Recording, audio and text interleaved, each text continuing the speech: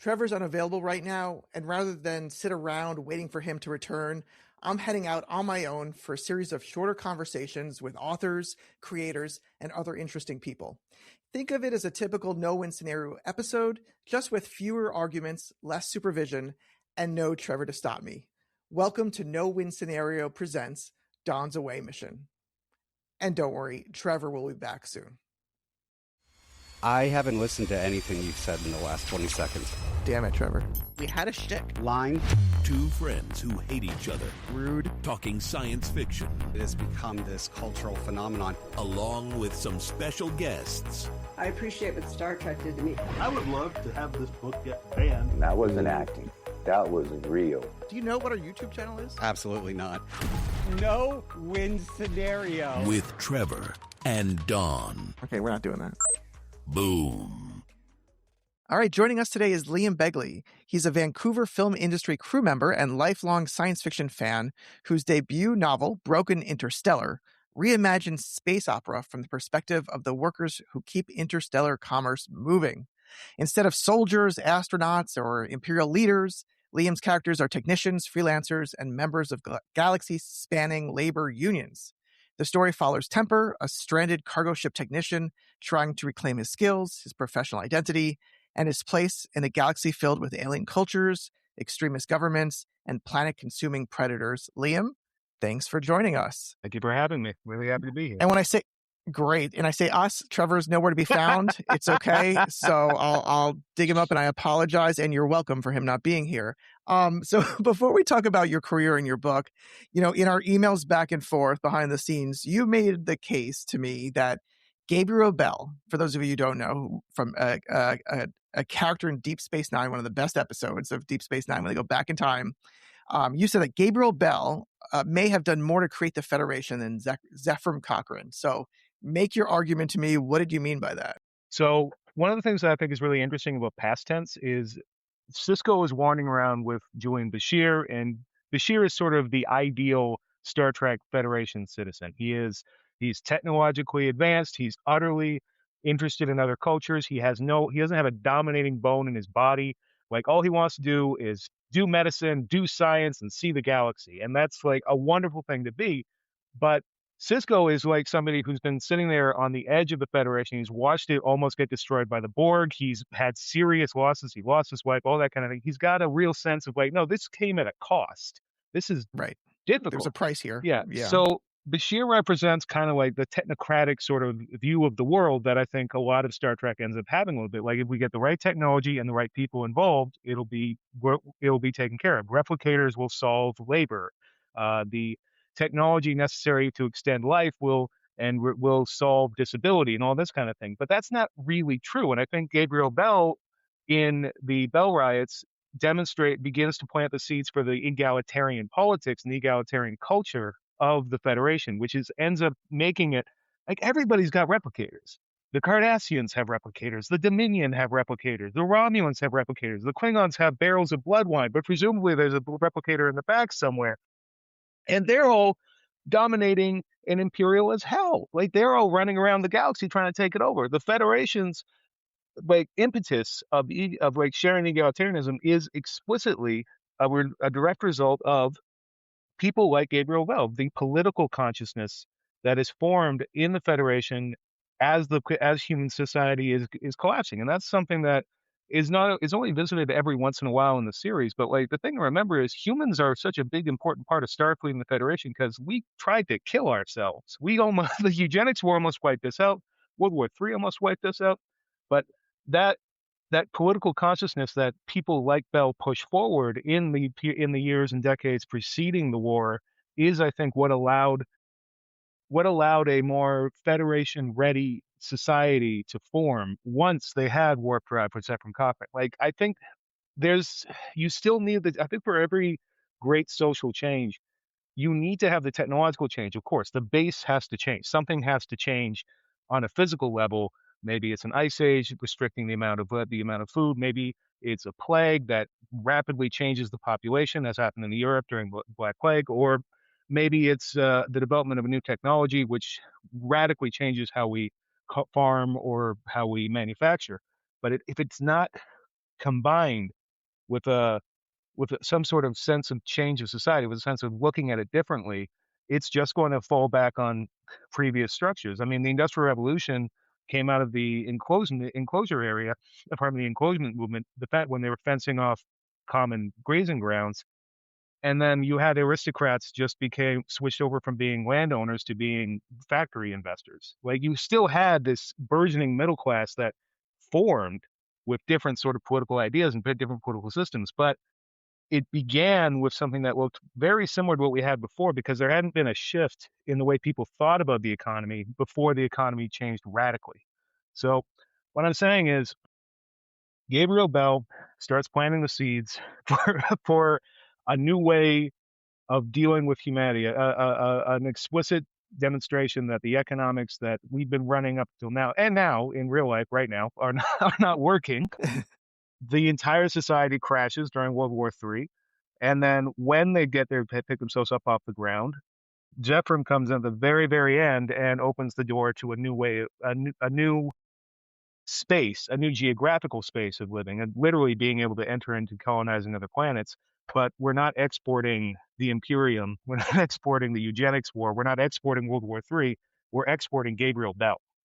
And I think that is why it's so important, and why I really respect the choice in that episode to make, is that Sisko's the only one who seems to know anything about this. Like Dax kind of does, but she's not really from Earth. It's just, this is a depressing part of history. You guys were so sad. Yeah. So okay, so I got an external line of thinking and then a personal one. So we're deep in the nerdum of Deep Space Nine, which is the superior track, which I love. Yeah. But question number one is, so, and this may be a layup, but like, so what is the parallels to today? Because you talked about the past in the real world. And number two, like, why you come and talk about this? Well, what's your perspective and where does that come from? So the parallels with right now are we are entering a point where we have an enormous amount of surplus workforce. Homelessness and the housing crisis is taking off across Canada. Vancouver, where I live, we hit the housing crisis about 20 years ago, and then it just got worse. Average rents have more than doubled in the last 10 years. Average wages have gone up like 10%, I think. So we and every other major metropolis are having a growing homelessness problem. And when I talk to people about this, particularly people who maybe just bought a $1 million condo and are finding that it's not worth anything because there's people asleep outside, and that's depressing. The conversation very rapidly goes to, well, what we should take care of these people. We should put them someplace where they're safe. We should put them in a sanctuary, some kind of camp, maybe. And then there you go, Deep Space Nine. Yeah, Space Nine. Yeah. The reality of the situation is that, like, we're always, because of the way we structured our economy, there's always going to be people who are not going to be needed, and they're always going to end up being in some way liquidated. Decades and centuries past, maybe that meant paupers' prisons, maybe that meant work camps, maybe that meant very, very unpleasant work, and maybe that meant just being the town drunk and everyone just sort of put up with you. But fundamentally, we don't need everybody, and we know that. And because of the way we're moving, our goal technologically has been to reduce the amount of labor we need, which is really just a nice way of saying reducing the number of people we need. I mean, when they talk about AI in film, I mean, we could talk all day about like quality, and I have opinions about the quality of AI productions, but fundamentally, AI is very expensive. I am quite cheap, comparatively speaking, but they are absolutely convinced they're going to be able to replace all of us with AI, and they're willing to take the hit now for the possibility of a labor-free future. And when that happens, they're not going to send me to the old film guys home. They're going to it's going to be thanks for the 15 years, man. See you later.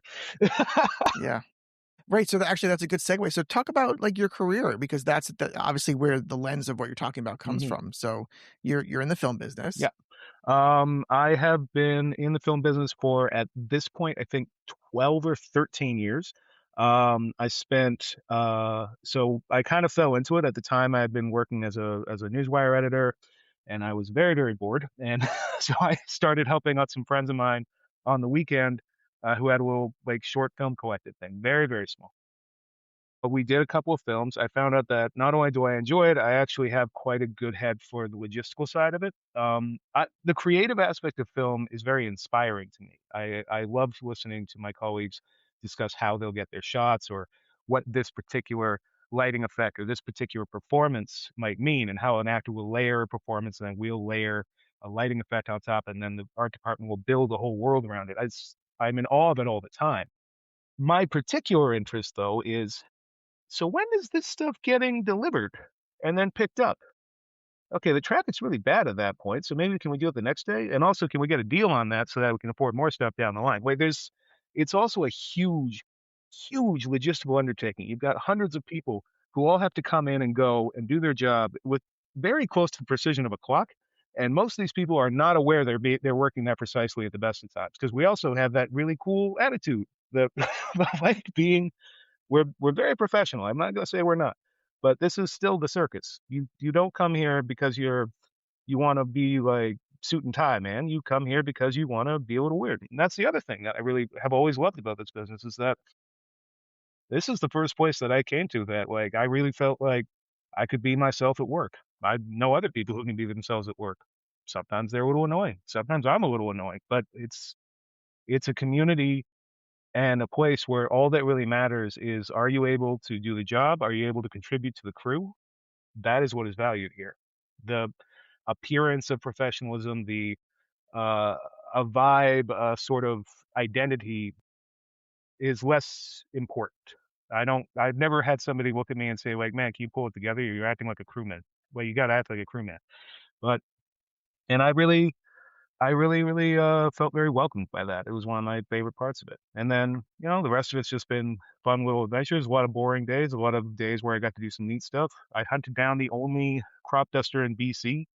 That was a very odd day, but, but yeah, I mean, it's a good business. So it's an interesting business, but here in the States too, like it's really slow. It's slowing down, and people are really terrified about what comes next for a variety of reasons. For here, it's the corporate, coming together, but and then it's AI and technology. Yeah. So do you feel that technology kind of lurking in the shadows behind your side of things? It's a little different up here because we always know that they're shooting up here because, well, we're very affordable and we provide a sort of inbuilt thing. Like, you hand us off the script, we put it together for you, we hand you off the raw footage, you edit it in LA, and then we've got a good relationship. So AI would have to get very cheap to replace us completely. However, what we do see a lot of is a slowdown in general, partially because of it's just harder to borrow money now, and filmmaking is all upfront. The other side of it, though, is that when they are looking to replace more and more of us with American, with foreign imports, which this gets into a really complicated sort of thing. So when I started, above the line was all American and below the line was all Canadian. The production manager and below was all Canadian. Now your production designer, your costume designer, who really should be above the line, will come in because they're going to define the look and feel. But it's this kind of creeping nature of how much control of the show you want to hand off to your contractors who are just going to make it. And I think that is what we're worrying about now, but I think that's the same instinct that is causing people in LA on your side of things to be predated on as well, because fundamentally the producer's goal is to eventually have, or the companies or the corporations, the studios' goal, however you want to make the bad guy in this particular sentence, is to have an Excel document of market research data, and then hit a button and a movie pops out the other side of it. Like, they don't want you, they don't want me, they don't want Canada, they don't want LA, they don't want anybody. So, right, in a lot of ways, like, we're going to get cut before they even have the AI technology, because they'll use AI as a threat to lower your wages. And then once your wages are low enough, they'll say, like, okay, well, we don't have to bother with the Canadians anymore. And they'll be able to stay in LA. And those Canadians with those forest fires that This are making it forest- hard to breathe on the East Coast. I will point out it's been a little raw outside, Oh, a little yellow, God. a little hard to breathe. Our prime minister keeps doing these interviews. So, right, we're investing in oil and gas across Canada. It's like, half of Canada's on fire, man. Maybe Fire. read the Yeah, room. get some I don't know. water. Just let's deal with one problem first, and then maybe in winter we can announce a new pipeline that we shouldn't build. Yeah.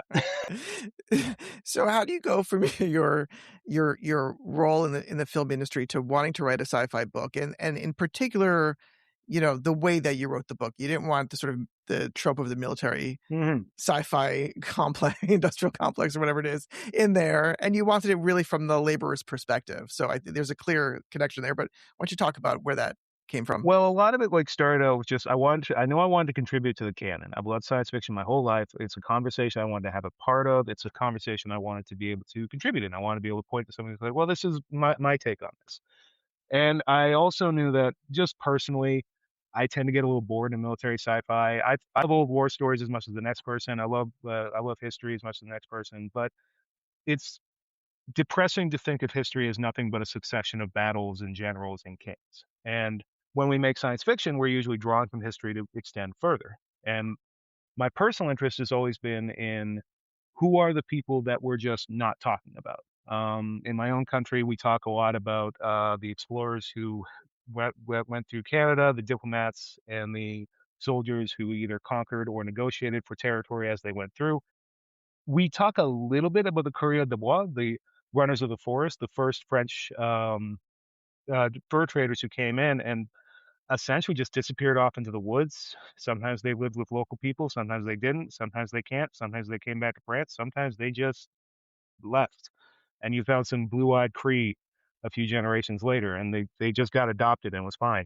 So there's in our own country, there's always this sort of hinted at history about these people who kind of helped the colonization and the industrial process move forward. And I found that very interesting, but there's not really much to say about them because it doesn't fit into a pattern of history that's, kings, soldiers, then we conquered this, we signed this treaty. So I knew I wanted to talk more about that kind of thing. The second thing is, it's always bothered me that we're going to have a king of space or we're going to have a president of space. Like, democracy is very complicated and very hard to do in even very small areas. So let alone galactic scale. Exactly. Yeah. So what does that even look like? And Interesting. I thought well, okay, a lot of this is going to come down to communication. What is the common problem that people are going to have? Well, when you meet an alien species or you meet somebody who's been separated from the rest of humanity for so long, how are you going to feel about how are you going to communicate? Well, you need a common problem, not just a desire to communicate, but what is it we're dealing with? Well, okay, we're all in space. So right off the bat, we're all dealing with the problem of being killed by radiation. We're all dealing with the problem of not having enough food, not having enough water. We're dealing with survival. And that starts to sound a lot more like how you organize people for a union than it does for how you talk someone into joining a country. When you go into a workspace as a union organizer, try to talk people into joining, you go in and say, well, what's going wrong around here? What would you like that you're not getting? What you agitate, you get people to start thinking about well, yeah, it's not fair that I don't get paid overtime. It's not fair that I have to come in on weekends sometimes. It's not fair that I'm expected to keep my phone on when I'm not being paid and I'm not at work. And just start getting people to think about the problems that they're facing. And so it started to and then with my film experience and with having people do a very complicated job, sometimes not being able to communicate very well. I don't know if you've talked to a Teamster recently. Or a grip. It's a recent producer on a film, so yeah. I got to be very careful what I'm going to say here. I love them so much. After one of the, I think it was after the COVID shutdown, I was clearing out a warehouse and hadn't worked for about 6 months. Dude pulls up in a big truck, pops up, puts his cowboy hat on. I was like, hey, how's it going? And he tells me his name. I'm like, I missed you guys. I missed you guys so much. Let's load a truck. Let's do this. I love them. But yeah, that's what I'm saying, though. Is that that's actually a really good example. Him and I probably aren't going to, or maybe won't have a very in-depth conversation, but we're both want to work, and we're both excited to work, and we both know how to load a truck. So there's all right away this really good way to communicate. And so it started to make me think that if work is what's universal, not a desire for domination, not a desire to be dominated, not a need for a religious or ideological formation, but just how do I survive out here? Then it starts to be, then a labor union seems to be something that's a lot easier to export and a lot more flexible in its structure from planet to planet and society to society. So if that's sort of the backdrop of Broken Interstellar, like, so what's the main story? Like, to take us through. Yeah.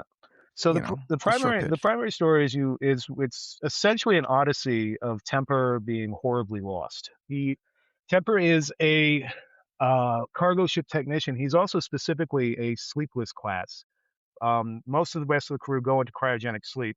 He is on the extended night shift of actually staying awake for the whole 10-year sublight speed journey. To keep him from going absolutely bonkers, they provided him with cybernetic implants that allow him to sort of selectively erase his memory. So if he goes through a particularly boring day where it's exactly the same as every day before, as he falls asleep, it just disappears. And the next day he wakes up. He might only really experience a few days, a few months of the whole journey. And further to that, as soon as he walks off that ship, it all just flows away. I mean, I'm sure you've had the experience of driving away from set on the last day and being like, this is the most stressful thing I don't remember anything that happened anymore. It's just gone. It's all contextual. It's most days regardless. Exactly. So when he wakes up completely like next to a trash starship with all of his memories scrambled and no ability to reactivate his implants, he is, as far as he can tell, completely alone. And all he can really remember is that his job is to keep the crew alive, and he has no idea where they are. So and his only real talents and skills at this point are his own sense of solidarity. He is deeply motivated to find his crew.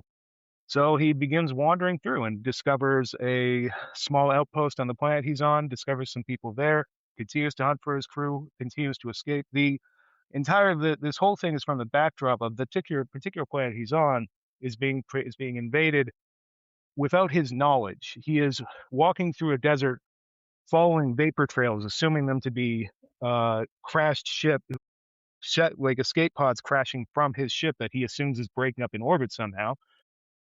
Somewhere up there, and instead finds a giant shard of ice slowly melting in the desert, and remembers that there is one species that travels from system to system in giant comets, frozen until they get thawed by the sun, at which point they crash into planets and consume all life on the biosphere. And it is considered by some people to be an invading army. It's considered by some species to just be essentially the equivalent of a virus. It is a hyper predator, and he is now not only lost, not only can't remember what he's doing, but also is on a planet that is about to be completely consumed. So the first section of the book is him making his escape. The second section is him trying to recover his memories and his crew. And the third section is him just trying to start his life over again as he goes through it.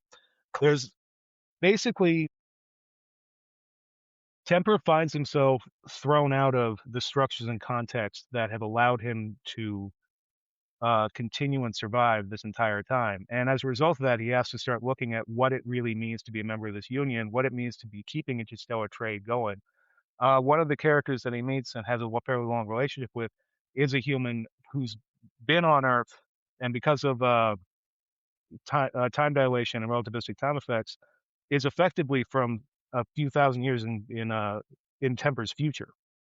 And so he's talking to somebody who considers Temper and the rest of the Union to be sort of these characters of history, and is actually not that fond of them since they left Earth behind while it was an ecological collapse, and kind of left everyone else to just sort out the problems while they had fun trading stuff with aliens and seeing all the sights of the galaxy. So there's an aspect of sort of a man who has never really thought that deeply, who actually has brain implants that keep him from thinking too deeply about his job, finally being forced to sit down and think about both the economic and the social context by which he operates. Are you about to tell me, is there anything that the industry has implanted in you to make you forget? Is there some? Well, there's the ILT, which, but it's been It's all, I did it all to myself. That's that's the final reality. I complain all the time about this business, about this people, but I do love it. I do love doing it, Yeah. and I don't want to It's give hard to the, imagine a different kind of, it yeah. really is.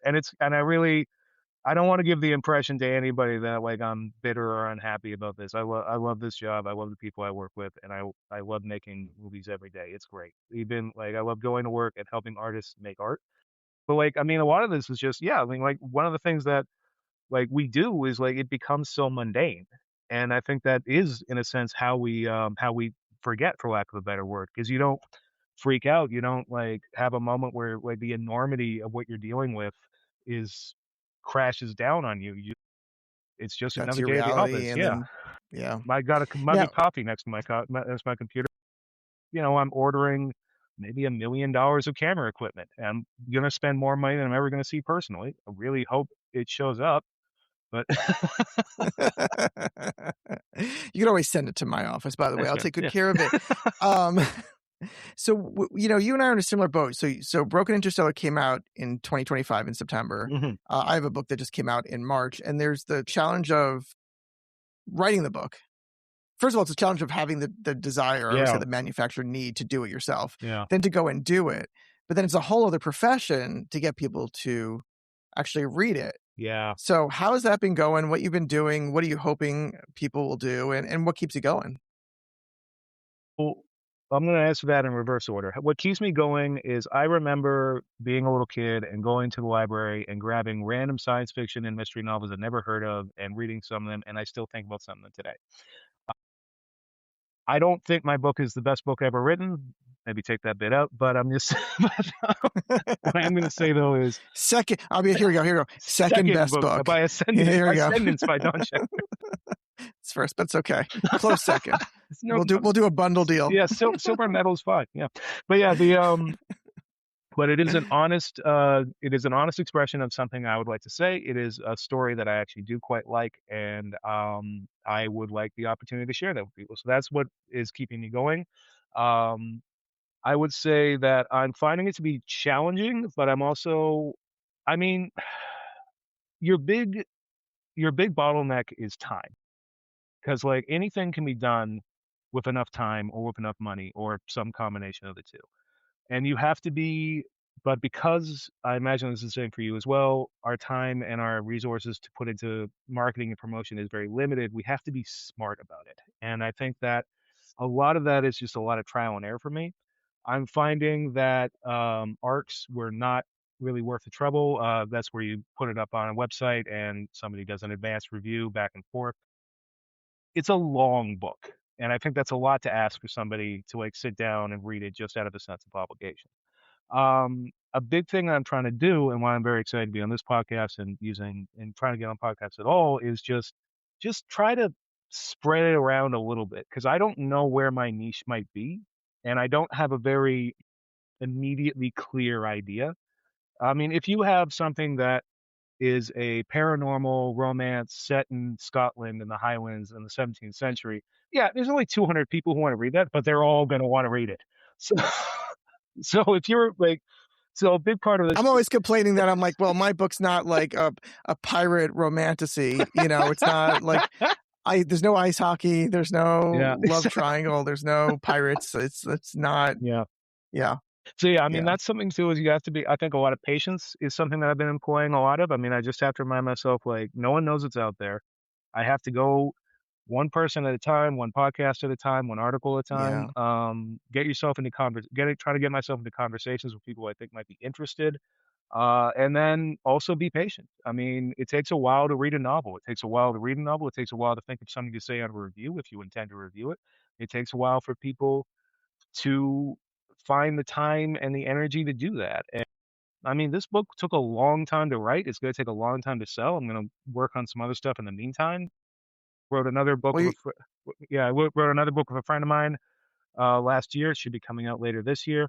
I've got a couple of other drafts that are in the very early stages, but this is, I think, managing my own expectations is part of it. But the other side of it is also just,